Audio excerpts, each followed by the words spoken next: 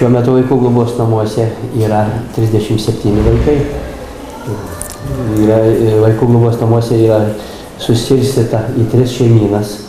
Vaikai labiausiai tai laukia, aišku, to susitikimo su mamomis ir buvo tokia idėja, kad šiemet mamos dienai pasikviesti visas mamas ir į pagalbą pasikvietėme socialinių paslaugų tarnybos darbuotojas, socialinės darbuotojas darbui su rizikos šeimomis, kurios, jeigu nėra tėvam galimybių, kad atvežtų mamas ir jos galėtų pabūti su vaikais. Ir tikrai džiaugiamės, kad tikrai aš nesitikėjau, kad šitiek mamų atvažiuos ir šitiek sulauksim.